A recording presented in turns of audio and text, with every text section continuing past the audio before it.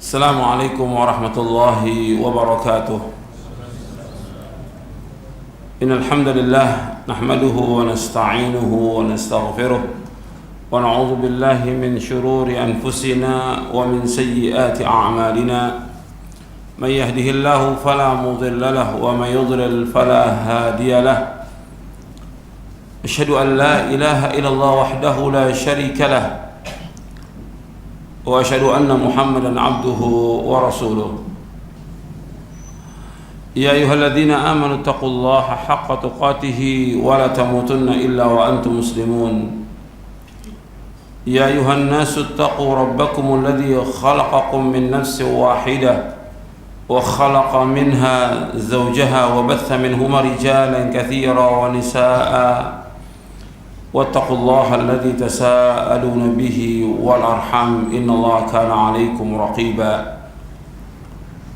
يا أيها الذين آمنوا اتقوا الله وقولوا قولا سديدا يصلح لكم أعمالكم ويغفر لكم ذنوبكم ومن يطع الله ورسوله فقد فاز فوزا عظيما. أما بعد فإن أصدق الحديث كتاب الله وخير الهدي هدي محمد صلى الله عليه وعلى آله وسلم وشر الأمور محدثاتها وكل محدثة بدعة وكل بدعة ضلالة وكل ضلالة في النار. أيها الإخوة أعزكم الله, kepada bapak, ibu-ibu, ikhwan dan akhwat yang dimuliakan oleh Allah Subhanahu wa taala. Alhamdulillah, kita bersyukur kepada Allah Subhanahu wa ta'ala atas segala nikmat yang Allah karuniakan kepada kita, nikmat Islam, nikmat iman, nikmat sehat, nikmat afiah, nikmat dijauhkan oleh Allah dari berbagai macam malapetaka. Dan kita bersyukur kepada Allah Subhanahu wa ta'ala diberikan hidayah taufik untuk selalu dan senantiasa menuntut ilmu syar'i yang merupakan kewajiban atas setiap muslim dan muslimah. Ikhwan fiddin, azakumullah, menuntut ilmu ini wajib yang harus terus kita mengkaji dan mempelajari tentang Islam dan sunnah sampai kita diwafatkan oleh Allah Subhanahu wa ta'ala. Wajib talabul ilmi faridatun ala kulli muslimin. Menuntut ilmu itu wajib atas setiap muslim, dan kita diperintahkan untuk belajar ilmu syar'i. Jangankan kita, hatta Nabi diperintahkan oleh Allah untuk meminta kepada Allah ilmu syar'i. Allah berfirman, wa qul rabbi zidni ilma. Katakanlah, ya Allah, tambahkanlah aku ilmu. Begitu juga para nabi yang lainnya. Nabi Musa alaihi salatu wassalam diperintahkan oleh Allah untuk mendatangi Nabi Khidir alaihi salatu wassalam. Dan Nabi Musa, meskipun nabi yang merupakan ulul azmi minar rusul, tetap berkata kepada Nabi Khidir sebagai tawaduknya dia karena perintah Allah Subhanahu wa taala, mengatakan kepada Nabi Khidir, hal attabi'uka ala an tu'allimani mimma 'ullimta rusyda. Apakah boleh aku untuk ikut engkau agar engkau mengajarkan kepadaku apa yang Allah berikan kepadamu ilmu. Hatta Nabi SAW belajar kepada Nabi yang lain. Hal attabi'uka ala an tu'allimani mimma 'ullimta rusyda. Arti, bolehkah aku ikut engkau agar engkau mengajarkan kepadaku apa yang Allah ajarkan kepadamu dari petunjuk agama ini. Dan belajar Nabi Musa kepada Nabi Khidir. Kalau nabi-nabi belajar menuntut ilmu, apalagi kita sebagai seorang muslim, kita wajib menuntut ilmu sampai kita diwafatkan oleh Allah. Dan ini antum selalu ingat, Imam Ahmad bin Hanbal rahimahullah Imam Abdullah Ibn Mubarak, imam-imam yang lain, ketika mereka ditanya, sampai kapan wahai imam belajar ilmu syar'i? Mereka menjawab, hatta adkhulal qabra, sampai aku masuk ke liang kubur. Yang lain mengatakan hatta amut, sampai aku mati. Jadi menuntut ilmu syar'i ini wajib sampai kita diwafatkan oleh Allah Subhanahu wa taala. Keperluan manusia kepada ilmu ini lebih dari keperluan dia kepada makan dan minum. Maka kita harus terus mempelajari ilmu syar'i, dan manfaatnya sangat besar, dan juga kita akan mendapatkan kenikmatan, kesenangan, kebahagiaan, kelapangan dada, dan juga Allah Subhanahu wa taala akan memudahkan orang yang menuntut ilmu syar'i untuk berjalan menuju surga. Allah mudahkan jalannya ke surga. Sebagaimana sabda Rasulullah SAW, "Man salaka tariqan yaltamisu fihi 'ilman sahala Allahu lahu bihi tariqan ila jannah." Barang siapa yang berjalan untuk menuntut ilmu, Allah akan mudahkan jalannya ke surga. Hadis sahih diriwayatkan oleh Imam Muslim dan yang lainnya. Jadi kita bersyukur kepada Allah, kita berada di masjid Allah untuk menuntut ilmu syar'i. Ini nikmat yang besar. Makanya orang yang paling bahagia di muka bumi ini adalah yang pertama orang-orang yang beriman, yang kedua adalah orang-orang yang berilmu, yang ketiga orang-orang yang melakukan amal-amal saleh dengan ikhlas dan ittiba' kepada Rasulullah SAW. Mereka adalah orang-orang yang paling bahagia di muka bumi ini. Makanya kita harus berusaha menjadi orang-orang yang bahagia dengan terus menuntut ilmu syar'i. Dan ini semuanya mudah dan tidak sulit. Waktu yang Allah berikan banyak kepada kita, dan Allah akan tanya tentang waktu kita gunakan atau tidak untuk mempelajari ilmu syar'i. Dan Allah akan tanya kepada kita, dari apa yang kita kaji, yang kita pelajari, diamalkan atau tidak. Mengenai perintahnya para sahabat, sebagaimana sahabat Ibnu Mas'ud mengatakan, ta'allamu fa idza 'alimtum fa'amalu. Belajarlah kalian. Kalau kalian sudah belajar, amalkan.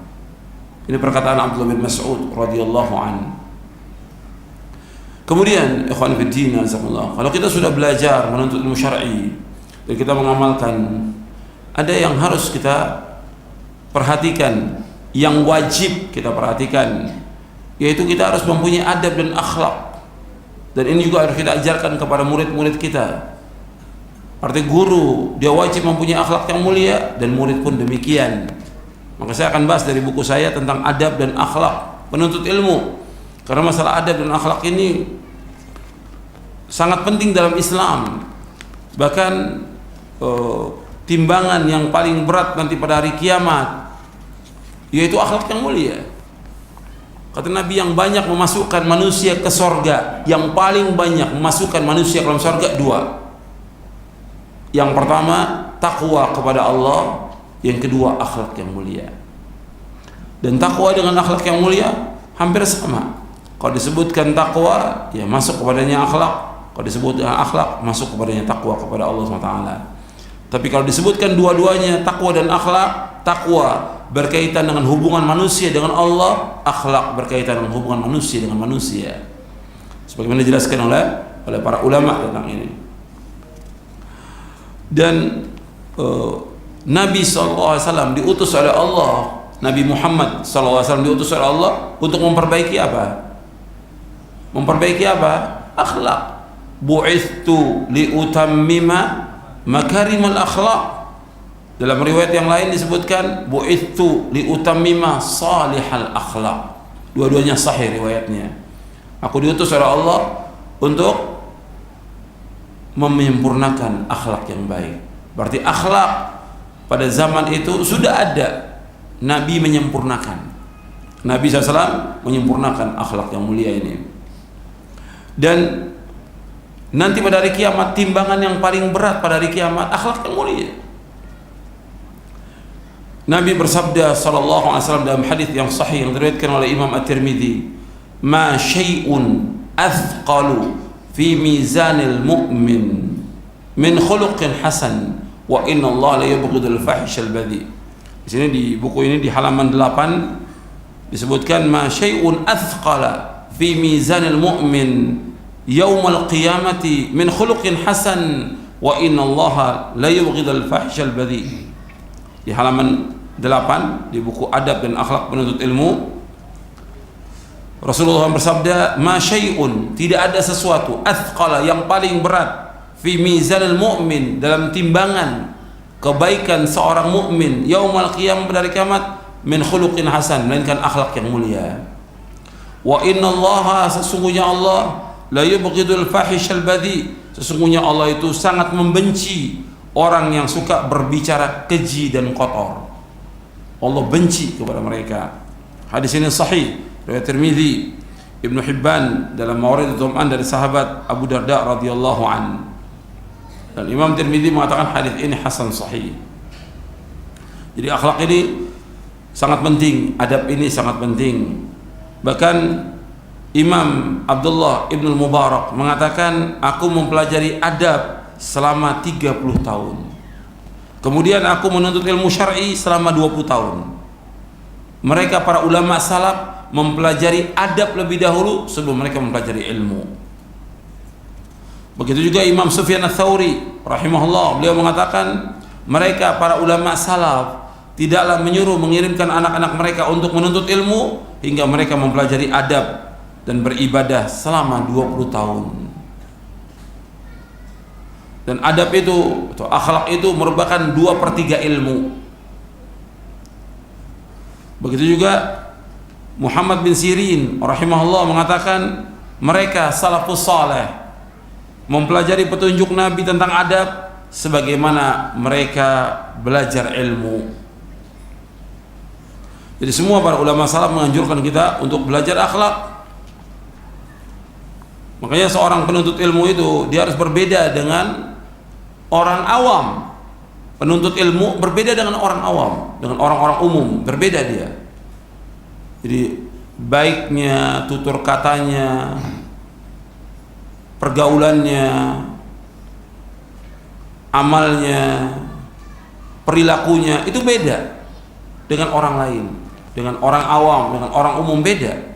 Makanya penuntut ilmu, orang-orang yang belajar ilmu syar'i dan juga terutama guru-guru, dia harus berbeda dengan yang lain. Dia harus menjadi contoh akhlak yang mulia. Makanya saya akan sebutkan di sini di antara adab-adab yang harus diperhatikan oleh setiap muslim dan muslimah. Dan saya akan mulai tentang adab kepada orang tua. Nanti ada adab kepada Allah, ada adab kepada Rasulullah sallallahu alaihi wasallam, ada adab kepada orang tua, dan adab yang lainnya. Di sini saya sebutkan di bab yang kedua, itu adab kepada bab yang ketiga, adab kepada Rasulullah SAW. Dan ini tadi sebagiannya sudah kita kaji tadi dalam daurah tentang adab terhadap Rasulullah Sallallahu Alaihi Wasallam. Dan nanti antum juga bisa baca dan mengkaji buku Konsekuensi Cinta kepada Rasulullah. Di sini katanya dikaji. Iya, konsekuensi cinta kepada Rasulullah. Ini tentang adab kepada Rasulullah itu bagaimana. Makanya saya nggak bahas tentang itu. Saya akan bahas tentang adab kepada orang tua, baru nanti adab kepada yang lainnya. Bab ini penting. Seorang muslim dan muslimah dia wajib beradab dan berakhlak kepada kedua orang tuanya, karena adanya dia dengan sebab adanya orang tua, dan dia juga mendapatkan rezeki dari Allah dengan perantaraan kedua orang tuanya. Makanya Allah Subhanahu wa taala berfirman dalam Al-Qur'an, ketika disebutkan beribadah kepada Allah, disebutkan berbuat baik kepada orang tua. Allah berfirman dalam surah An-Nisa di ayat 36, wa'budullaha wa la tusyriku bihi syai'a wa bil walidaini ihsana. Dan hendaklah kalian beribadah kepada Allah, dan hendaklah kalian berbuat baik kepada kedua orang tua. Begitu juga Allah berfirman dalam surah Al-Isra, surah Bani Israel, surah yang ke-17 ayat 23, ayat 24. Allah berfirman, wa qada rabbuka alla ta'budu illa iyyah wa bil walidaini ihsana imma yablughanna 'indaka al-kibara ahaduhuma aw kilahuma fala taqul lahumā uff wa la tanharhuma wa qul lahumā qawlan karīmā wakhfid lahumā janāḥa adh-dhulli min ar-raḥmah wa qul rabbi irhamhumā kamā rabbayānī shaghīrā. Allah Subhanahu wa ta'ala berfirman, wa qada rabbuka alla ta'budu illa iyyah, dan Allah telah mewajibkan tidak boleh kalian beribadah melainkan hanya kepada Allah. Wa bil walidaini ihsana, dan kalian berbuat baik kepada kedua orang tua. Imma yablughanna 'indakal kibar aduhuma aw kilahuma, apabila kedua orang tua kamu atau salah satunya berada di sisi kamu dan mereka sudah mengalami umur tua, sudah umur lanjut, fala taqul lahuma uff, jangan kalian mengatakan ah, jangan mengatakan cis, jangan mengatakan kalimat yang menyakitkan hati orang tua. Wala tanharhuma, jangan kalian menengking kedua orang tua, jangan menghardik kedua orang tua, jangan membangkang, jangan melawan orang tua.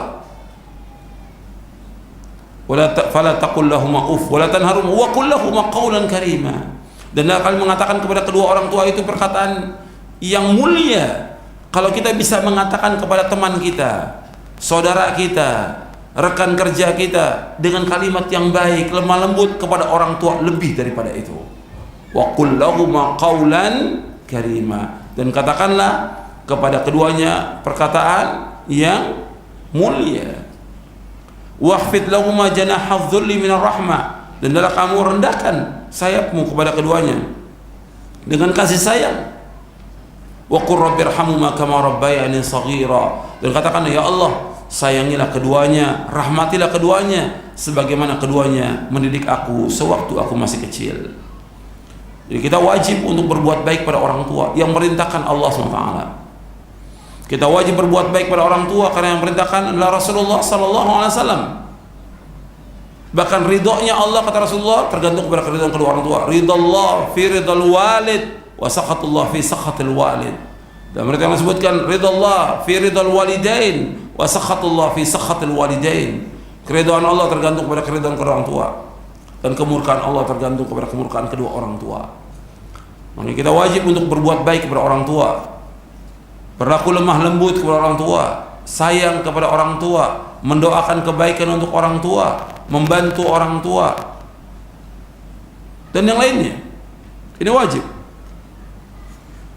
Di sini saya sebutkan tentang berbakti kepada kedua orang tua, hukumnya wajib.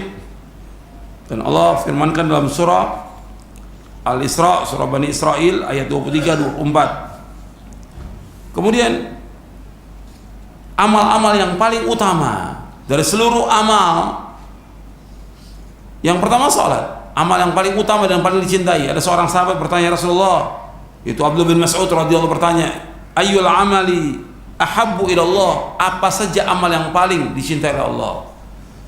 Dijawab oleh Rasulullah, as-salatu ala waqtiha, salat pada waktunya.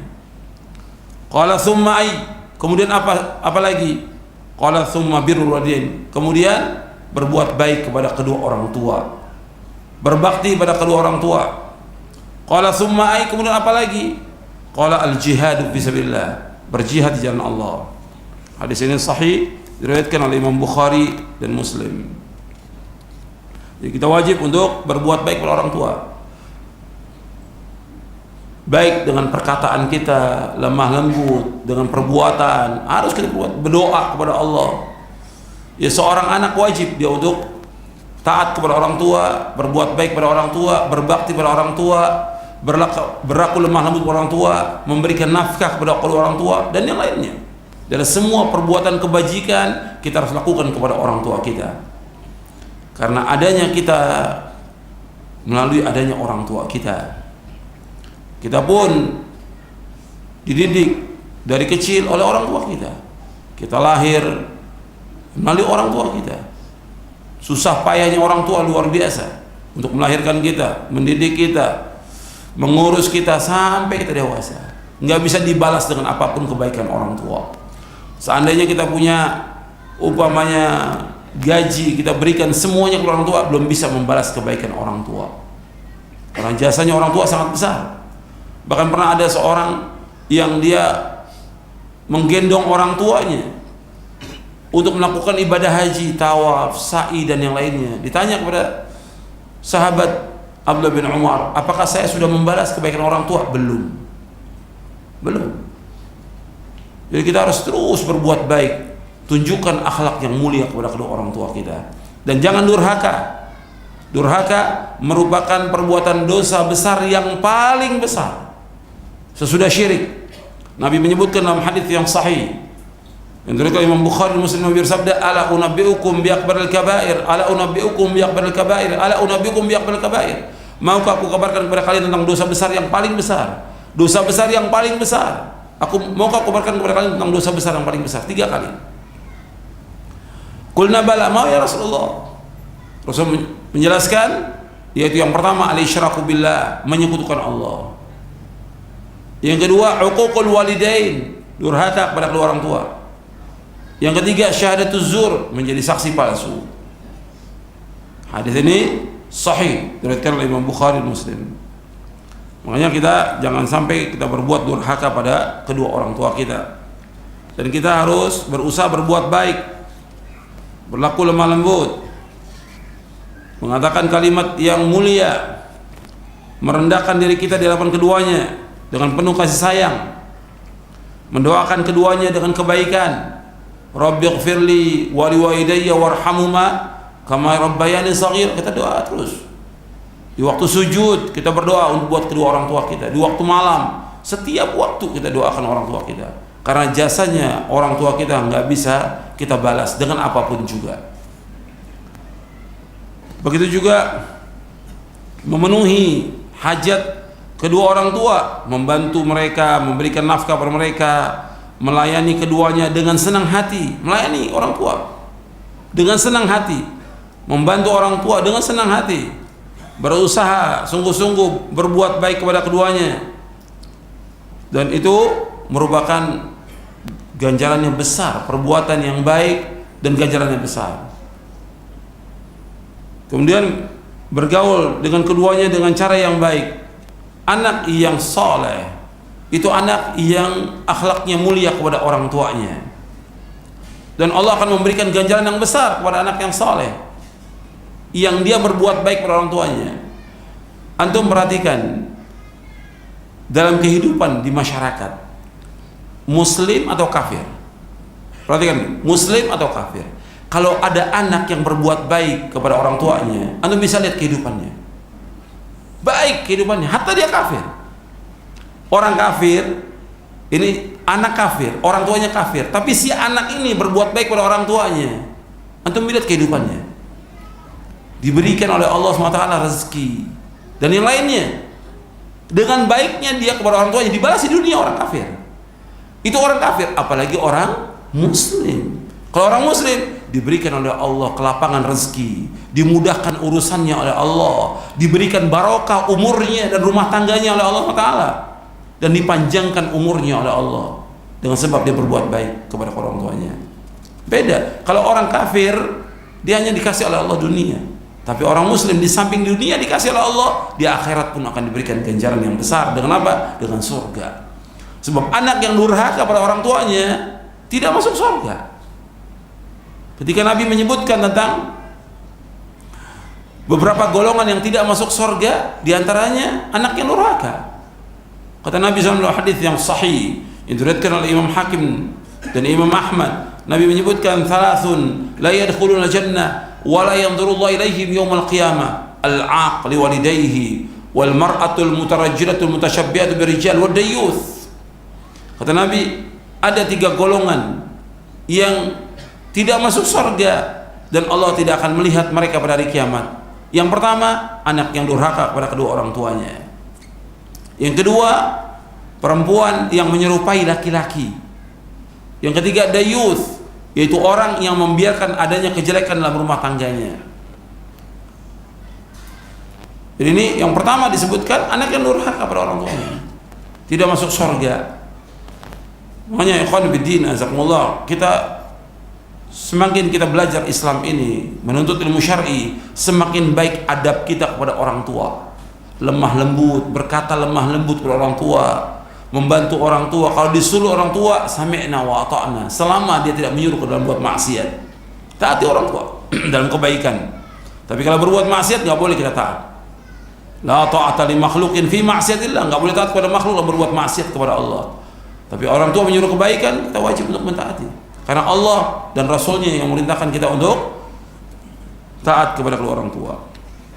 Kemudian selanjutnya kita juga berkata kepada keduanya dengan perkataan yang lemah lembut, memberikan nafkah kepada orang tua. Kalau orang tua miskin, fakir, nggak mampu, kita berikan nafkah kepada orang tua. Wajib bagi anak untuk memberikan nafkah kepada orang tuanya. Kemudian juga kalau orang tua dia terlilit hutang, maka si anak membayarkan hutang untuk orang tuanya, membayarkan hutang untuk orangnya. Anak ini nggak boleh menjelek-jelekan orang tuanya, nggak boleh dia melaknat orang tuanya. Dia harus menutupi aib orang tua dan membayarkan juga hutang-hutangnya. Dan juga diantaranya lagi berbakti menyambung kekerabatan kepada sanak kerabat orang tua dan kepada orang-orang yang mempunyai hubungan yang dekat dengan orang tua kita. Jadi ini pembahasan tentang birrul walidain, berbakti pada orang tua panjang. Dan saya ada buku tentang birrul walidain, berbakti pada orang tua. Saya jelaskan bagaimana berbakti pada orang tua menurut syariat Islam. Sekarang kita masuk bab yang kelima, itu adab terhadap diri sendiri. Kita juga harus punya adab kepada diri kita. Bagaimana yang harus kita perhatikan terhadap diri kita? Yang pertama, seorang muslim dia harus meyakini bahwa menuntut ilmu itu merupakan ibadah. Jadi meskipun dia sebagai guru, sebagai ustadz, tetap dia sebagai penuntut ilmu, tetap dia wajib belajar. Jangan merasa karena saya sudah sebagai guru nggak perlu lagi belajar ilmu syar'i. Wajib tetap belajar. Sampai kapan belajarnya? Sampai meninggal dunia. Tetap wajib belajar. Dia harus meyakini bahwa ilmu ibadah dan dia wajib belajar. Kemudian juga dia harus memperhatikan pendidikan jiwanya. Sebagai akhlak itu baik dimulai dari apa? Pembersihan jiwa. Dia harus mensucikan hati, tazkiyatun nufus. Tentu ada pembahasan tersendiri tentang tazkiyatun nufus, manhaj Ahlus Sunnah, bagaimana membersihkan jiwa. Bukan dengan bertapa, bukan. Bertapa bukan dari Islam, ya, dari ajaran Hindu, Buddha dan yang lainnya. Bertapa bukan dari Islam. Tapi membersihkan jiwa dengan apa? Dengan mengikuti wahyu Al-Quran dan Sunnah. Mengikuti Al-Quran dan Sunnah. Dan kita berusaha untuk membersihkan diri kita dengan taat kepada Allah dan menjauhkan perbuatan dosa dan maksiat. Allah berfirman, "Qad aflaha man zakkaha wa qad khaba man dassaha." Sungguh berbahagia, sungguh beruntung orang yang membersihkan apa? Jiwanya. Wa qad khaba man dassaha, dan sungguh rugi orang yang merusak hatinya, mengotori hatinya dengan perbuatan apa? Dengan perbuatan dosa dan maksiat. Makanya seorang muslim dia harus mempunyai akhlak yang mulia, membersihkan hatinya dari sifat khianat, sifat kotor, sifat dengki, sifat hasad, sifat iri. Begitu juga dari keyakinan-keyakinan yang buruk dan perangai yang buruk, agar hatinya menjadi baik dalam menerima dan menghafalkan ilmu, menelaah makna-maknanya yang dalam dan hakikat-hakikatnya yang masih samar. Ini perkataan Imam Ibnu Jama'ah yang wafat tahun 733 Hijriah di dalam kitabnya Tadhkiratus Sami' wal Mutakallim. Ini bagus sekali, kitab ini bagus untuk dibaca, Tadhkiratus Sami' wal Muta'allim. Bagaimana adab-adab orang yang menuntut ilmu dan bagaimana adab orang yang mengajarkan ilmu. Tadhkiratus Sami' wal Mutakallim fi adabil alim wal muta'allim. Jadi seorang muslim harus membersihkan hatinya dari sifat dengki, iri, hasad, sifat sombong, sifat angkuh, dari sifat bakhil, pelit, kikir, kedekut. Itu harus dibersihkan. Sifat itu harus dibersihkan. Sifat bakhil, sifat kedekut itu harus dibersihkan. Sebab nggak bisa hilang kecuali dia harus menghilangkan dari dirinya. Kata Ibnu Qayyim, orang yang punya sifat bakhil, sifat kikir, kedekut itu nggak bisa hilang meskipun dia sholat 1000 rakaat. Meskipun dia puasa siang bertahun-tahun, nggak bisa hilang, kecuali dia sendiri harus merubah dan berusaha untuk menghilangkan sifat bakhil, sifat kikir, sifat kedekut itu harus dihilangkan. Jadi harus kita membersihkan hati kita dari sifat-sifat yang kotor, yang buruk. Bahwa kalau sifat ini hilang dari hati ini, maka akhlaknya akan baik dia. Karena sifat kikir, bakhil, kedekut ini merupakan akhlak yang jelek, akhlak yang buruk, akhlak yang buruk. Makanya Nabi SAW menyebutkan bahwa aku diutus untuk memperbaiki akhlak yang mulia. Berarti sebelumnya ada akhlak. Di antara sifat orang-orang Arab, akhlaknya orang Arab itu punya sifat karam, karim, karim mereka menghormati tamu. Antum bisa lihat, bahkan ada orang mengorbankan hartanya semuanya untuk tamunya, bahkan kuda yang paling baik yang ditunggangi disembelih untuk tamunya. Karim mereka, betul-betul mulia, punya sifat karam. Itu sifat yang mulia dan akhlak yang mulia, termasuk akhlak yang mulia. Begitu juga diantaranya akhlak yang mulia lagi syaja'ah, berani. Orang Arab berani, syaja'ah. Dan orang yang paling berani adalah Rasulullah SAW, kemudian para sahabatnya. Maka terbanyak terjadi peperangan dan mereka menghadapi orang-orang kafir sampai Islam ini jaya. Dan banyak lagi sifat yang lain yang mulia dan akhlak mereka yang mulia. Kemudian di antara akhlak yang mulia dan juga adab yang mulia yang harus diperhatikan oleh setiap muslim untuk pribadinya, dia wajib meneladani Rasulullah dan para sahabatnya. Dia wajib mengikuti akidah dan manhaj salaf, wajib. Ya. Dasarnya apa? Dasarnya perintah Allah dan Rasulnya. Wajib bagi kita untuk mengikuti manhaj salafus saleh, para sahabat, sebagaimana Allah perintahkan dalam Al-Quran. Banyak dalilnya, dalil tentang wajibnya mengikuti manhaj salaf. Kalau kita lihat dari dalil Quran, hadis, athar para sahabat dan perkataan para ulama, lebih dari 50 dalil wajib mengikuti manhaj salaf ini. Al-Quran wa sunnah lebih dari 50 dalil, dan saya jelaskan dalil-dalilnya di buku saya Mulia dengan Manhaj Salaf. Saya jelaskan dalam buku saya Mulia dengan Manhaj Salaf, saya jelaskan dalilnya di situ. Banyak orang-orang yang tidak paham, bahkan menuduh orang-orang yang mengikuti manhaj salaf dengan tuduhan-tuduhan yang jelek, yang tidak benar, dengan tuduhan Wahabi atau yang lainnya. Padahal ini perintah dari Allah SWT dalam Al-Quran dan perintah dari Rasulullah SAW. Dan wajib kita untuk mengikuti manhaj salaf. Nggak boleh kita keluar dari manhaj salaf, karena yang memerintahkan Allah SWT. Allah berfirman dalam surah An-Nisa, ayatnya banyak.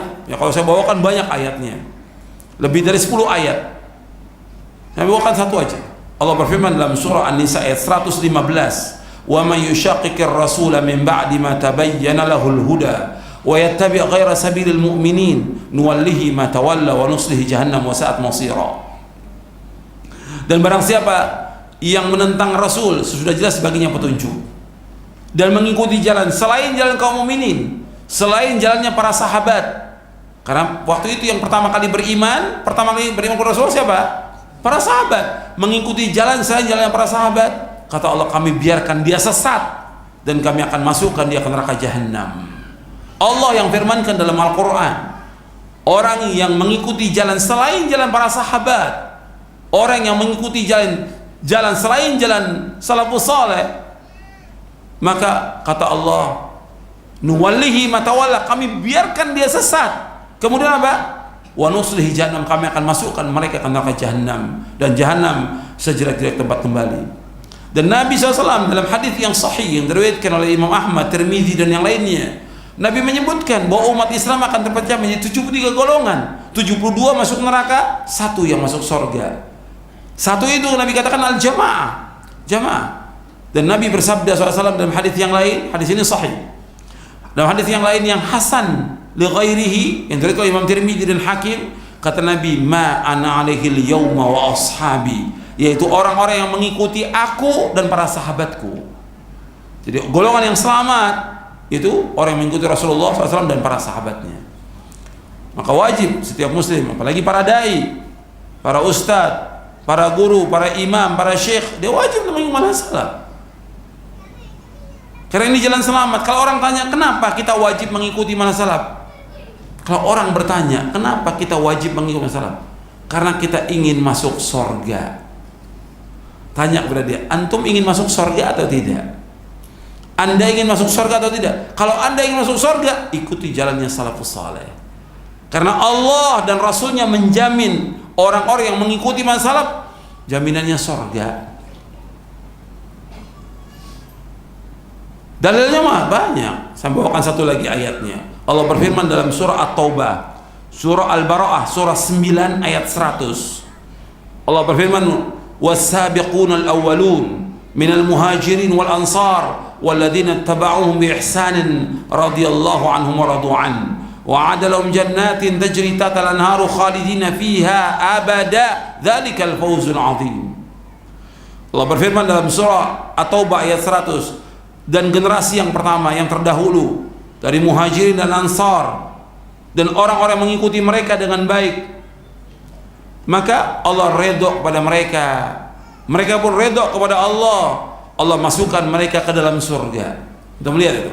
Allah katakan Allah masukkan mereka ke dalam surga yang mengalir di bawahnya sungai-sungai, mereka kekal dalamnya selama-lamanya, dan itu merupakan kemenangan yang besar. Yang dimaksud muhajirin ansar siapa? Para sahabat, nggak ada lagi. Muhajirin orang yang hijrah dari Mekah ke Madinah, ansar para sahabat yang di Madinah yang membantu Rasulullah sallallahu alaihi wasallam. Ini dua golongan yang mulia, para sahabat radhiyallahu ajmain. Allah jamin mereka dengan surga. Allah redha kepada mereka, dan kita yang mengikuti jejak mereka, Allah akan redha dan Allah akan masukkan ke surga kalau kita mengikuti mereka. Maka kita wajib mengikuti salafus saleh. Jadi setiap guru, setiap ustadz wajib mengikuti jejak salafus saleh. Wajib mengkaji, belajar. Maka antum baca buku saya Mulia dengan Manhaj Salaf, antum baca dalilnya supaya tambah yakin dengan dalil. Agama Islam agama dalil, bukan kata orang, bukan kata guru, bukan kata syekh, kata dalil Quran dan Sunnah. Itu yang wajib kita ikuti, dalil. Karena agama kita agama ilmu, agama dalil, bukan dogma, bukan doktrin seperti ajaran Nasrani dan yang lainnya. Agama Islam bukan ajaran dogma, bukan doktrin, tapi ajaran dalil, ilmu. Ketika ada orang mengatakan begini dikerjakan, dalilnya mana? Mana dalilnya, sahih atau tidak dalilnya? Itu ajaran Islam. Kemudian saya lanjutkan lagi.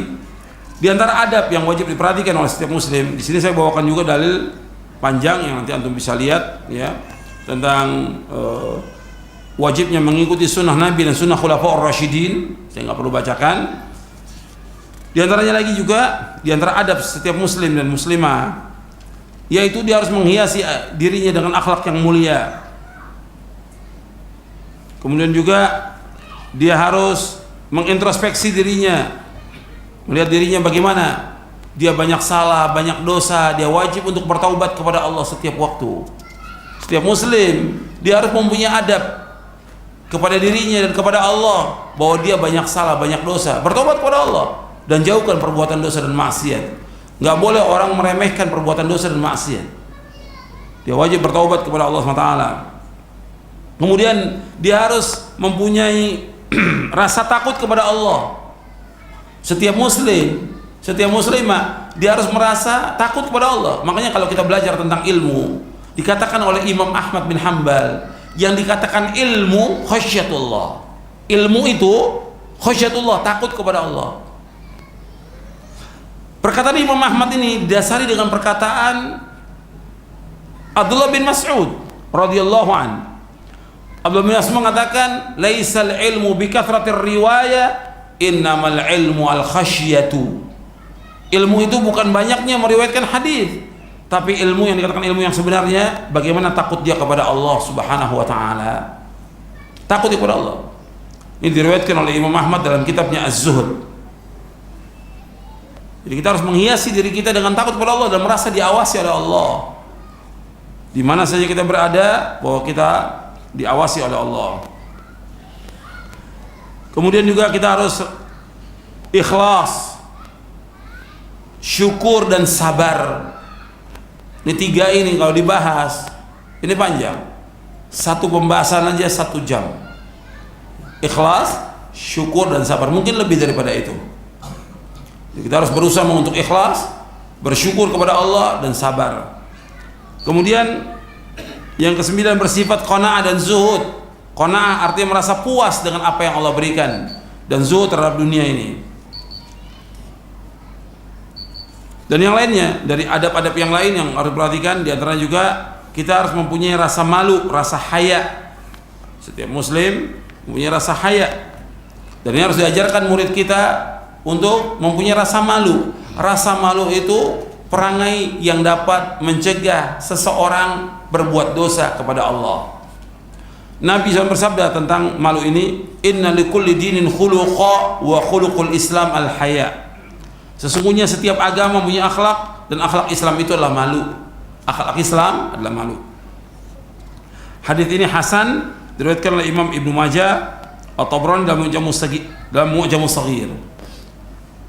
Malu, antum lihat di footnote-nya di halaman 76 di buku ini, malu adalah akhlak yang mulia yang tumbuh untuk meninggalkan perkara-perkara yang jelek sehingga menghalangi dia dari perbuatan dosa dan maksiat, serta mencegah dia dari melalaikan kewajiban memenuhi hak orang yang mempunyai hak. Ini dalam kitab Al-Haya fi Dhaw'il Quran Al-Karim wal Ahadits As-Sahihah.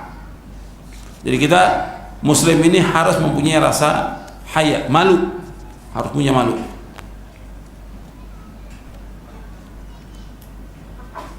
Ya, karena sudah masuk waktu Isya, kita azan dulu atau selesai? Maunya bagaimana? Azan dulu, dilanjut atau selesai? Dilanjut. Ya sudah. Kalau gitu azan dulu, setelah azan lanjut apa sholat dulu? Lanjut. Iya, setelah azan kita lanjut. Iya. Insyaallah. Silakan. Wassalamualaikum Muhammadin sallallahu alaihi wasallam. Saya lanjutkan lagi. Sekarang kita masuk kepada bab selanjutnya. Jadi adab itu sangat penting dalam Islam, dan kita harus mempunyai adab kepada Allah, adab kepada Rasulullah SAW, adab kepada orang tua, adab kepada diri kita sendiri, adab kepada sanak kerabat, adab kepada tetangga, adab kepada masyarakat. Diajarkan dalam Islam. Jangan seorang penuntut ilmu dia mempunyai sifat yang kaku dan kasar kepada keluarganya, nggak boleh. Dia harus berbuat baik kepada istrinya, dia harus berbuat baik kepada anaknya, dia harus berbuat baik kepada sanak kerabatnya, kepada tetangga. Itu Islam yang mengajarkan demikian. Allah SWT memerintahkan dalam Al-Quran untuk kita berbuat baik kepada semuanya. Untuk melihat dalam surah An-Nisa di ayat 36. Enggak ada Musa Madinah. Allah berfirman dalam surah An-Nisa ayat 36, Allah berfirman, wa'budullaha wa la tusyriku bihi syai'a wa bil walidaini ihsana wa bidzil qurba wal yatama wal masakin wal jari dzil qurba wal jaril junub was sahibi bil jambi wa ibnis sabil wa ma malakat aymanukum innallaha la yuhibbu man kana mukhtalan fakhura. Allah berfirman, wa'budullaha wa la tusyriku bihi syai'a. Hendaklah kalian beribadah kepada Allah dan janganlah kalian durhaka kepada. Saya ulang lagi. Wa'budullaha wa la tusyriku bihi syai'a. Hendaklah beribadah kepada Allah dan janganlah kalian menyekutukan Allah dengan sesuatu juga. Wa bil walidaini ihsana. Dan hendaklah kalian berbuat baik kepada kedua orang tua. Kemudian wabidzil qurba, hendaklah kalian berbuat baik kepada sanak kerabat, wal yatama dan anak yatim, wal masakin dan orang-orang miskin. Jadi Allah menyebutkan dalam ayat ini wal yatama wal masakin. Jadi wabidzil qurba sanak kerabat, wal yatama anak-anak yatim, wal masakin orang-orang miskin, wal jaridil qurba dan tetangga yang dekat, wal jaril junub, dan tetangga yang jauh, wasahibi bil jam, dan teman sejawat, wa ibnis sabil, dan ibnu sabil, wa ma malakat aymanukum, dan hamba sahaya yang kamu miliki. Innallaha la yuhibbu man kana mukhtalan fakhura, sesungguhnya Allah tidak menyukai orang-orang yang sombong dan angkuh. Allah menyebutkan di sini kita disuruh berbuat baik setelah kepada orang tua, kepada siapa? Sanak kerabat. Kemudian kepada orang miskin, anak yatim, tetangga yang dekat, tetangga yang jauh. Makanya yang pertama kali yang perlu saya ingatkan kepada antum, adab kepada keluarga dulu. Ada orang yang menuntut ilmu, belajar, atau dia sebagai talibul ilm atau sebagai guru, sikapnya, akhlaknya kasar kepada istrinya. Nggak boleh dalam Islam. Seorang suami dia wajib untuk berlaku lemah lembut kepada istrinya. Nggak boleh kasar, nggak boleh setiap hari memarahi istrinya. Sampai ada yang suka memukul istrinya. Nggak boleh dalam Islam, tidak boleh. Nabi bersabda SAW, wastausu bin nisa'i khairan, dalam kalian memberikan nasihat kepada wanita dengan cara yang baik. Wastausu bin nisa'i khairan, dalam kalian menasihati istri kalian dengan cara yang baik. Bahkan Nabi menganggap perbuatan dosa bagi orang-orang yang zalim kepada istrinya. Kata Nabi, ana uharriju haqqad dha'ifaini, aku menganggap dosa orang-orang yang mengabaikan dua hak. Yang pertama al-mar'ah, wanita. Yang kedua al-yatim, anak yatim. Kita harus lemah lembut kepada wanita dan juga lemah lembut kepada anak yatim. Nabi menganggap dosa perbuatan ini. Dan Nabi banyak menganjurkan kita untuk berlaku lemah lembut kepada mereka. Mereka makhluk yang lemah, wanita ini. Nggak boleh dia kasar kepada istrinya, nggak boleh selalu mencaci maki, nggak boleh. Berlaku lemah lembut dan sabar, karena wanita punya sifat lemah dan kurang akalnya, kurang agamanya, kata Rasulullah.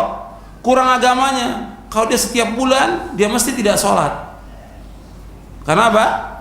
Haid. Dia haid, dia menstruasi, dia tidak sholat. Kalau puasa juga dia tidak puasa. Kemudian kurang akalnya, saksinya dia dua, kalau laki-laki satu. Dan dia diciptakan oleh Allah dari tulang rusuk yang bengkok. Yang kita harus sabar. Kalau kita keras, maka terjadi perceraian. Kalau kita biarkan, maka akan tetap dia bengkok. Wastausu bin nisa'i khaira, kata Rasulullah. Hendaklah nasihati wanita dengan cara yang baik. Jadi harus kita rubah sikap kita, akhlak kita kepada istri kita harus lebih baik daripada sebelumnya.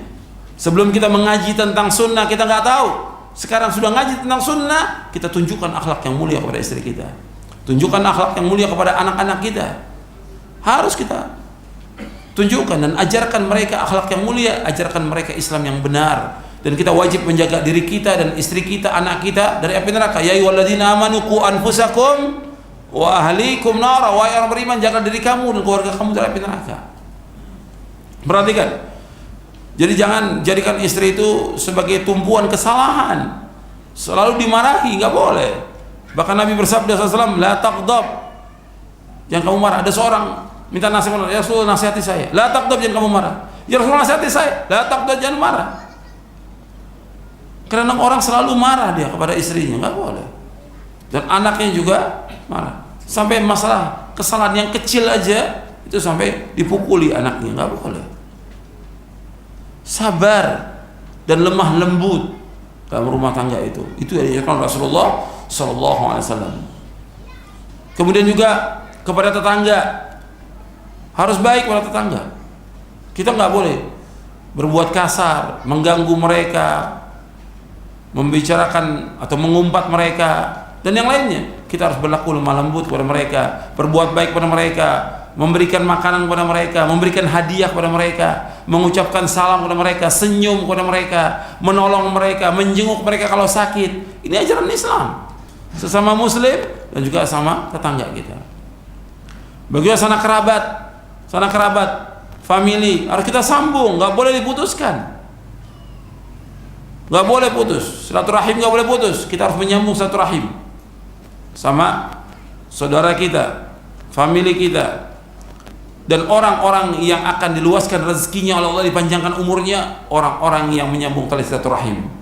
Nabi bersabda SAW, man ahabba yusatalahu fi rizqihi wa yunsalahu fi athari falyasil rahimah. Barang siapa yang ingin diluaskan rezekinya, dipanjangkan umurnya, hendaklah dia menyambung tali silaturahim.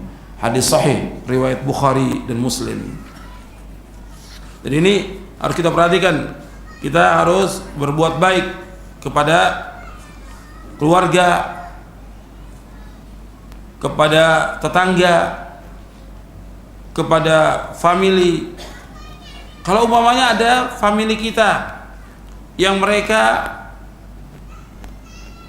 kasar kepada kita, selalu memfitnah kita, selalu memusuhi kita, tetap kita disuruh sabar. Bahkan kata Rasulullah SAW, afdalus sadaqah ala dzir rahimil kasyih. Sedekah yang paling utama diberikan kepada sanak kerabat yang memusuhi kita. Ini hadisnya saya bawakan di halaman 78, dan hadis ini sahih riwayat Al-Humaidi, Ibnu Khuzaimah dan Al-Hakim dari sahabat Ummu Kulthum bintu Uqbah bin Abi Mu'aid radhiyallahu anha. Jadi betul-betul Islam memperhatikan tentang masalah akhlak ini. Jadi akhlak kepada keluarga, istri, anak, perhatikan itu. Akhlak kepada tetangga, akhlak kepada sanak kerabat, paman. Kalau di sini apa? Pakcik ya. Iya, paman, kepada bibi, kepada sepupu, kepada ponakan dan yang lainnya keponakan. Kita harus berbuat baik pada mereka. Islam mengajarkan demikian. Islam yang mengajarkan untuk berbuat baik kepada mereka. Dan itu akan meluaskan rezeki kita dan juga memanjangkan umur. Kemudian juga diantaranya yang terakhir yang perlu saya ingatkan juga, adab kepada guru, adab kepada syekh, adab kepada ustadz, adab kepada guru. Banyak kalau kita lihat sekarang ini murid-murid yang kurang ajar kepada gurunya, kurang ajar kepada ustadznya, kurang ajar kepada syekhnya, kurang ajar kepada orang yang pernah mengajarkan kebaikan kepada dia, sampai gurunya mengatakan murid itu murid yang durhaka. Karena apa? Karena sudah keterlaluan, kurang ajar kepada gurunya, sampai gurunya ditahdzir, difitnah, dituduh dengan tuduhan yang tidak benar. Gak boleh dalam Islam. Orang yang mengajarkan kebaikan kepada kita, kita harus balas dengan kebaikan. Allah berfirman, hal jazaa'ul ihsan illal ihsan. Tidak ada balasan kebaikan kecuali apa? Kebaikan. Orang yang berbuat baik kepada kita, kita balas dengan kebaikan. Dan orang yang memberikan ilmu kepada kita lebih tinggi, lebih utama daripada orang yang memberikan harta kepada kita. Kalau kita lagi mengalami kesusahan, kesulitan, ada orang membantu dengan harta. Ya, umpamanya dibantu dengan uang 1 juta rupiah, umpamanya dibantu dengan uang 500 ringgit, lagi susah kita bersyukur kepada orang itu. Kita mengucapkan beribu-ribu terima kasih. Ini harta. Tapi ilmu lebih utama daripada harta. Di saat kita tidak mengerti tentang Islam, tidak mengerti tentang sunnah, kita dalam kegelapan syirik dan bid'ah, ada orang mengajarkan sunnah, ini lebih baik daripada dunia dan seisinya. Maka kita wajib berterima kasih kepada orang yang mengajarkan Islam kepada kita, mengajarkan sunnah. Kalau umpamanya guru itu tidak mengajarkan sunnah, kita nggak akan tahu kita dalam kegelapan syirik dan kegelapan bid'ah. Dzulumatus syirik wa dzulumatul bid'ah. Masih ada guru yang mengajarkan kebaikan, kita wajib terima kasih. Alhamdulillah ada guru yang mengajarkan kebaikan kepada kita. Dia membimbing kita, mengajarkan ilmu yang bermanfaat buat kita, istri kita, anak kita, cucu kita, dan terus akan mengalir pahalanya sampai hari kiamat. Kalau uang yang diberikan habis dalam sekejap, habis. Sepekan, sebulan uang yang dikasih habis. Tapi ilmu yang diberikan akan terus bermanfaat sampai kita masuk ke liang kubur. Maka kita harus balas kebaikan orang-orang yang pernah berbuat baik kepada kita, yang mengajarkan kebaikan. Maka Rasulullah SAW bersabda dalam hadis yang sahih, kata Rasulullah SAW, la yashkurullah man la yashkurin nas, di halaman 85. Tidak bersyukur kepada Allah orang yang tidak bersyukur kepada manusia. Syukur kepada Allah, tidak bersyukur kepada Allah orang yang tidak bersyukur kepada manusia. Kita harus bersyukur kepada orang-orang yang pernah berbuat kebaikan kepada kita. Kalau orang yang memberikan harta kita balas, apalagi orang yang memberikan ilmu kepada kita, lebih utama daripada harta. Bahkan Nabi SAW bukan hanya membalas kebaikan orang-orang Islam, hatta orang kafir yang pernah melindungi Nabi ketika Nabi hijrah Diusir ke Taif, Nabi balik lagi dilindungi. Nabi ingat jasanya dia. Aku akan balas dengan kebaikan. Sampai seperti itu, dibalas kebaikan dengan kebaikan. Sebab kita nggak dikatakan orang yang bersyukur kepada Allah kalau tidak bersyukur kepada siapa? Kepada manusia yang pernah berbuat baik kepada kita. Dan hadis ini sahih, diriwayatkan oleh Imam Bukhari dalam Adabul Mufrad, Ahmad, Abu Daud dan yang lainnya. Dari sahabat Abu Hurairah radhiyallahu anhu. Rasulullah SAW juga bersabda, "Man sana ilaikum ma'rufan fakafi'u, fa illam tajidu ma tukafi'unahu fad'u lahu hatta taraw annakum qad kafa'tumu." Man sana ilaikum ma'rufan, barang siapa yang berbuat kebaikan kepada kalian, fakafi'u, balas kebaikannya, balas kebaikannya. Fa illam tajidu ma tukafi'unahu, apabila kalian tidak mendapatkan untuk membalas kebaikannya, fad'u lahu, maka doakanlah dia dengan kebaikan. Hatta, sehingga tarau, kalian melihat, annakum qad kafa'tumu, kalian sudah membalas kebaikannya. Jadi terus kita mendoakan kebaikan. Guru-guru yang mengajarkan kebaikan kepada kita, kita doakan kebaikan kepada dia agar dia tetapkan di atas Islam dan sunnah, di atas manhaj yang hak, bukan dicela, bukan dihina, bukan difitnah, bukan dituduh, bukan, tapi doakan dengan kebaikan agar dia berjalan di atas Al-Quran wa sunnah la fahmi salaf. Itu Islam. Indah ajaran Islam ini. Nggak ada ajaran yang paling indah kecuali ajaran Islam. Betul-betul Islam mengajarkan akhlak yang mulia, adab yang mulia kepada semua makhluk ini. Jangankan ini, guru yang berbuat kebaikan, hatta kepada orang kafir Islam disuruh kita berbuat baik kepada mereka. Allah sebutkan dalam Al-Quran untuk kita berbuat adil kepada mereka. Tetangga kita kalau kafir, tetap kita berbuat baik karena dia punya hak, satu hak. Hak apa? Hak tetangga. Jangankan kepada itu, binatang, kepada binatang kita disuruh berbuat baik kepada binatang. Sampai binatang yang kita harus sembelih disuruh kita berbuat baik. Kata Nabi SAW, "Idza dzabhtum fahsinul dzibha." Apabila kamu menyembelih binatang, adalah kamu baik cara menyembelihnya. Sampai ada orang di zaman dahulu sebelum Nabi Muhammad SAW memberikan minum kepada anjing, dengan itu diampuni dosanya oleh Allah SWT. Ini indahnya ajaran Islam. Seorang pelacur di zaman sebelum Nabi Muhammad SAW, dia kehausan di tengah padang pasir, kemudian dia minum. Kemudian ketika dia naik, dia lihat anjing kehausan, diambilkan air, diberikan minum. Diberikan minum. Yang dengan itu Allah bersyukur kepada perempuan ini, dihapuskan dosanya oleh Allah SWT. Dan hadis ini sahih. Apalagi sama kaum mukminin, kita harus senyum, berbuat baik, saling ta'awun 'alal birri wat taqwa, tolong-menolong perbuatan baik dan takwa. Membantu mereka, menyokong mereka dan yang lainnya. Ini Islam. Tidak ada ajaran yang paling indah dan paling baik kecuali ajaran Islam ini. Kalau ini dilaksanakan, umat Islam akan dimuliakan oleh Allah, akan diberikan kejayaan oleh Allah Ta'ala. Saya pikir cukup sampai di sini kajian kita. Mudah-mudahan yang sedikit ini bermanfaat. Dan ini juga kajian yang sifatnya dadakan ya, tidak direncanakan di tempat ini, tapi subhanallah Allah takdirkan kita mengaji tempat ini. Mudah-mudahan yang sedikit ini bermanfaat untuk saya dan untuk antum sekalian. Dan saya pikir cukup karena sudah lelah, jadi nggak ada tanya jawab. Wassalamualaikum warahmatullahi wabarakatuh. Subhanakallah wa bihamdik, asyhadu an la ilaha illa anta, astaghfiruka wa atubu ilaik. Assalamualaikum warahmatullahi wabarakatuh.